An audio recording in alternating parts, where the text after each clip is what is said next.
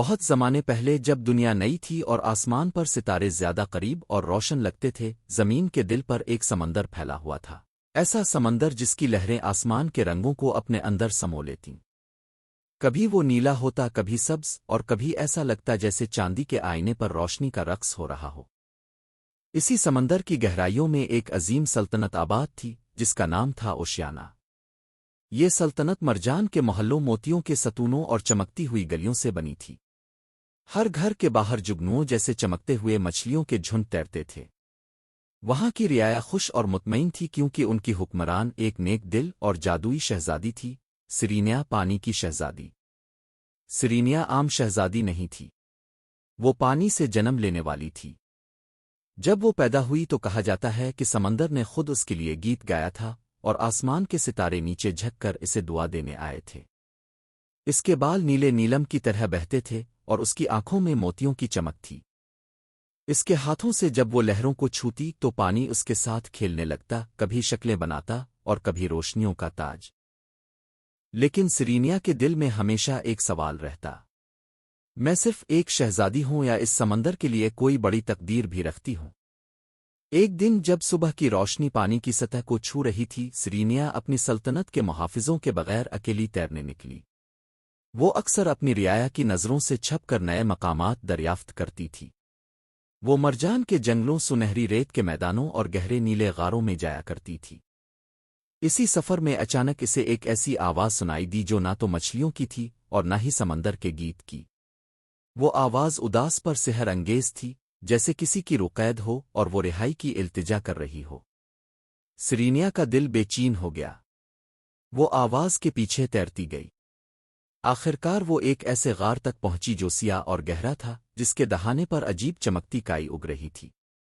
جیسے ہی وہ اندر داخل ہوئی، اس نے ایک وجود کو دیکھا، آدھا انسان آدھا سمندری روح۔ اس کی آنکھیں بھنور کی طرح گہری اور طوفانی تھیں۔ اس نے اپنا نام بتایا، کالن۔ وہ ایک میرمیٹ تھا، ایک ایسا وجود جس کے بارے میں پرانی کہانیاں کہتی تھیں کہ وہ سمندر کا پہلا محافظ ہے جسے پانی اور ستاروں کی روشنی سے تخلیق کیا گیا تھا۔ مگر کالن قید میں تھا۔ اس نے شہزادی کو بتایا کہ ایک قدیم بدرو، جسے اندھیروں کی رانی کہا جاتا ہے، نے اس پر جادو کر دیا ہے۔ اس کی طاقتیں قید کر دی گئی ہیں اور وہ اس غار سے باہر نہیں نکل سکتا۔ اگر بددعا نہ ٹوٹی تو سمندر میں توازن ختم ہو جائے گا۔ طوفان اٹھیں گے، لہریں زمین کو نگل لیں گی اور اوشیانا تباہ ہو جائے گا۔ کالن نے افسردگی سے کہا۔ سرینیا نے اپنے دل پر ہاتھ رکھا، میں وعدہ کرتی ہوں کہ تمہیں آزاد کراؤں گی۔ یوں دونوں کا جادوئی سفر شروع ہوا۔ وہ سمندر کی گہرائیوں میں نکلے جہاں روشنی کم تھی، مگر وہاں ہزاروں جگمگاتی جیلی فش آسمان کے دیے کی طرح تیر رہی تھیں۔ راستے میں انہوں نے عجیب و غریب مخلوقات سے ملاقات کی۔ گانے والی ڈولفنی جو اپنے نغموں سے راستہ روشن کرتی تھیں، چاندنی قندیلیں جو پانی کے اندر ایسے جلتی تھیں جیسے آسمان کے ستارے، اور ایک پرانا کچھوا جس نے انہیں بتایا کہ بددعا توڑنے کے لیے یہ نیلگو موتی حاصل کرنا ہوگا جو صرف وہ خاموش گڑھوں میں چھپا ہے۔ مگر یہ آسان نہ تھا۔ خاموش گڑھ کے دروازے پر سمندری جادوگرنیاں پہرا دیتی تھیں۔ وہ سرینیا کی خوبصورتی اور کالن کی طاقت سے حسد کرتی تھیں۔ جب وہ دونوں وہاں پہنچے تو جادوگرنیوں نے پانی کو سیاہ دھوئی میں بدل دیا اور ان پر حملہ کر دیا۔ لیکن سرینیا نے اپنی جادوئی آواز سے ایک ایسا گیت گایا جس سے پانی روشن ہو گیا، اور کالن نے اپنی بچی کھینچی طاقت سے ایک شیلڈ بنائی۔ دونوں نے مل کر جادوگرنیوں کو شکست دی اور ای نیلگو موتی حاصل کر لیا۔ آخرکار وہ ای پاتال کی دراڑ تک پہنچے جہاں بددعا کا دل دھڑک رہا تھا۔ یہ جگہ اتنی خوفناک تھی کہ خود پانی بھی وہاں خاموش تھا۔ اندھیروں سے ہاتھ نکلتے اور لہروں کو دبوچتی تھے۔ سرینیا نے نیلگو موتی کو اوپر اٹھایا اور اپنا دل سمندر کو سونپ دیا۔ کالن نے اپنی باقی ماندہ طاقت قربان کر کے شہزادی کو بچایا۔ جیسے ہی موتی روشنی میں بدلا، اندھیروں کی رانی کی چیخ گونجی اور بددعا ٹوٹ گئی۔ اچانک سمندر جگمگا اٹھا۔